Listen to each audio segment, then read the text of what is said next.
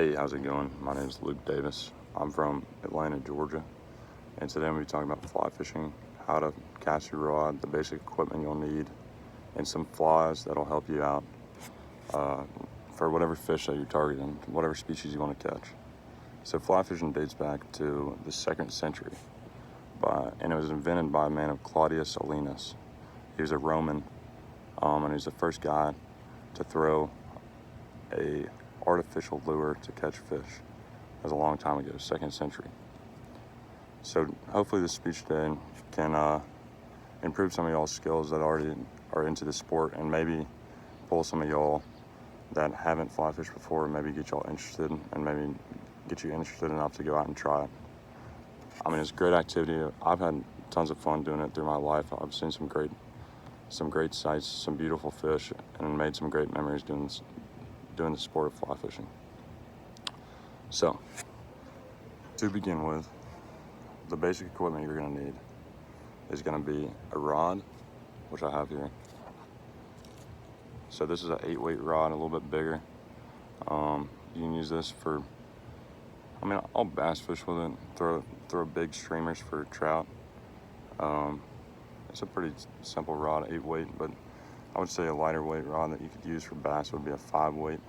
And they go from anywhere from the range of 2-weight all the way up to 16, 17 for billfish, which is a huge rod. It would be a lot thicker than this one is here. So the next thing you're going to need is a reel. It's an 8-weight reel. You want to try to match up the weights of your rod and reel for your combo.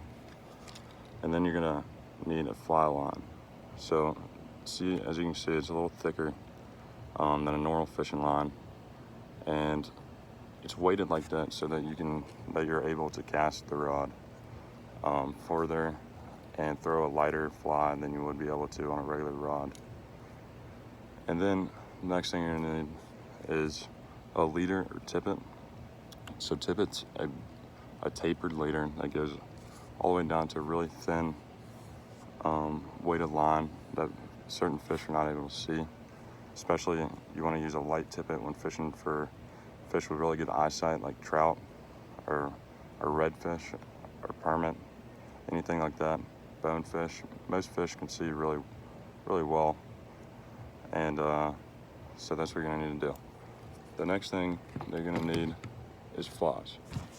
So here I have my box here. This is more of like one of my saltwater boxes.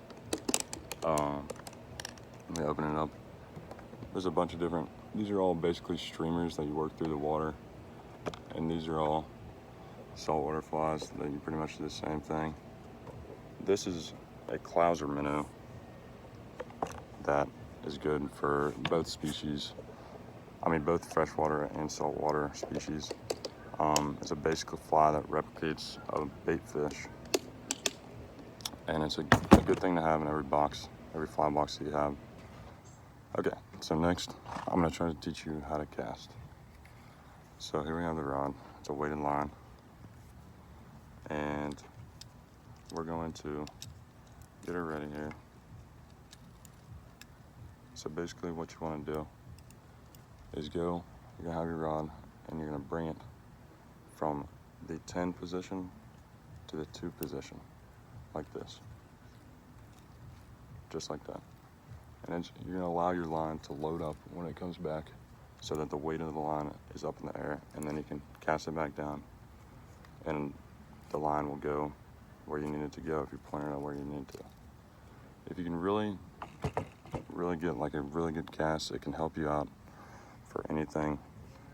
It'll definitely improve your fly fishing skills for whatever you're fishing for.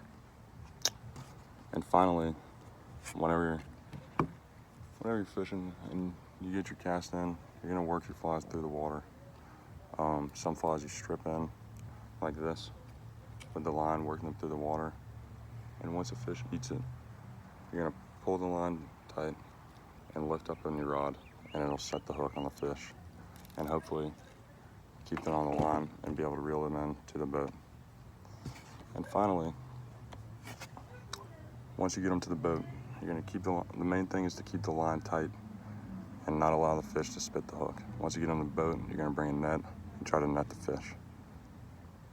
Once you get them in, most fish I try to catch and release. I'm not a big guy on keeping fish unless I do normally keep sea trout since there's a big population of them, but any other fish I try to release and let somebody else catch them. And so, in conclusion,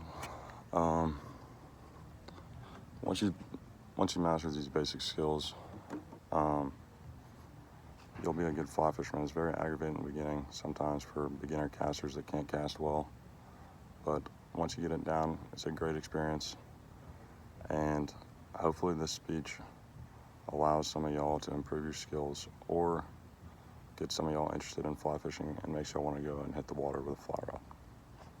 Thank you.